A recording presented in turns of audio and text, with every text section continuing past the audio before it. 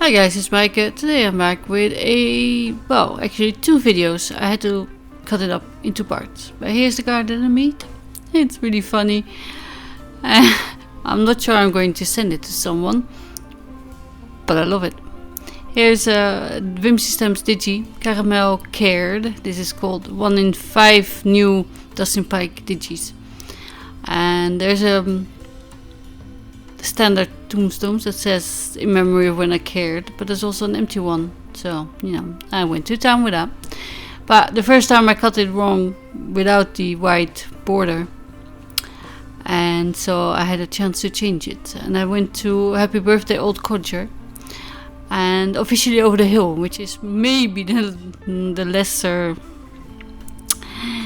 insulting one. Is that a good one? Old Codger, I'm not sure if that's an English saying or also known in other parts of the globe, but I know there's a song called Old Codger, so I looked it up and it means grumpy old fart, which is me. And cheered my cat. Let's not go there. And this is the idea I had. I wanted to put a house in there as well. I don't have these kind of border from Whimsy stamps, so I just made my own, and I went through my masking paper that later my other cat is destroying, because he came to sit on my Roscog next to the desk and started chewing up everything. But I have pictures, I took them. I'm not sure I included it in this video, but I'll do it on the one.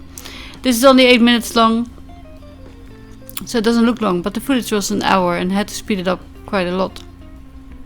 And all of a sudden there's only 8 minutes left, so it must be the coloring. And so you can choose which one you want to watch, just the coloring. And I'm using Deco Time and Copic alcohol markers, so it might be fun if you have those. Copic only because I didn't have the really pale blue that I wanted. And the examples in the shop, caramel is bright blue and pink hair, and I think unicorns are white. That's just me. And usually I do a tail with rainbow, but I went for blue. So meanwhile I'm masking off my my hills, which goes with the sentiment, and my moon. I already had that in my stash, so I just used it. And I wanted it to be maybe a setting moon. Not sure, but you decide. I don't really mind what it is. It's a surreal sky anyway. And I started with spun sugar, but I didn't like it, so I went over it with Kiss Flamingo, picked raspberry, wilted violet, and Valenius poison. In the end, I think that looks like surreal sci-fi like sky. No, it's not meant to be realistic with a unicorn that smirks at you. It's just something different as well than blue or night sky, and it could be used for Halloween if you want.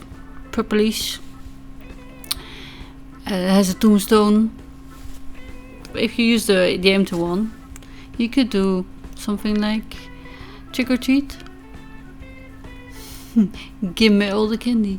I don't know, it doesn't matter. I sped this up 300 or 400% already, and it still was quite a chore because these colors don't blend seamlessly naturally, so I go back and forth. And the DCP paper that I use, which is like hammer mill or copy laser printer, you can use any that is coated for laser printers or copy machines. Canon has them, Xerox has them as well. I have that one. It doesn't inkblend as well as the Clairefontaine or the Canon one, so there's differences. And I don't know the hammer mill, but I hear people in America use it a lot nowadays. So there's my unicorn in the moon. I decided it's a moon because I splattered it with water and shimmery stardust to mimic the craters later on. It might be a bit big, you can use smaller one. But I had this in my stash and I wanted to use them. I prepped these circles for a workshop I did once. I have many left because they all went with a smaller circle that you can also see in this thing. And my masking paper is Herma removable shipping labels or labels. And they don't ruin my DCP paper except when it gets too wet, and then that happened. I ripped the card stock and also the ink blending. So I'm putting extra, post-it tapes thingies on there, just to make sure the water doesn't go through quickly enough. Also on purpose, I think I let it sit a little bit too much, but I learned my lesson and I'm going there safe and sorry. Better safe than sorry. So then I'm peeling off all the masking. And I remembered I probably should have kept the upper bit. I didn't. I tried to look in it for in the bin. But I thought I want the glow anyway on the top from the moon. So I just started from the bottom. And this is what was left on my ink blending brush, but I went in with Mode Lawn and dark on the bottom and fading it out to the top and making sure you don't go over the purple.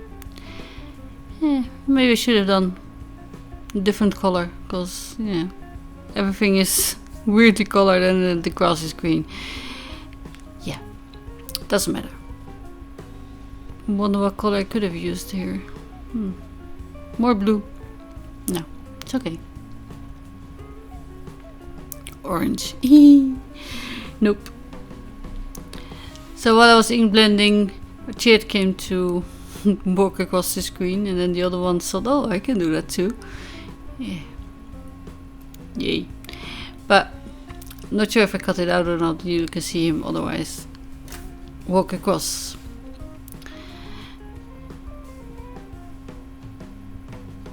See, I think it looks like there's glow from the moon. But I went even closer to the edge later on. I didn't film that. And I cut this strip. It's also on the DCP Copic paper, or not Copic, but the perfect coloring paper. But I was printing my digis, I just added the sentiments. And officially over the hill. That's why I have a hilly landscape. I hope it makes sense. I'm not sending them. Nah, I love him. I love the expression on the unicorn, but I don't think I want to lose a friend over it. So you need to know the recipient very well, I guess. Or keep it. Anyway, the part 2 is coming. I hope you will join me there, and I'll see you in a little bit. Thank you for watching. Bye.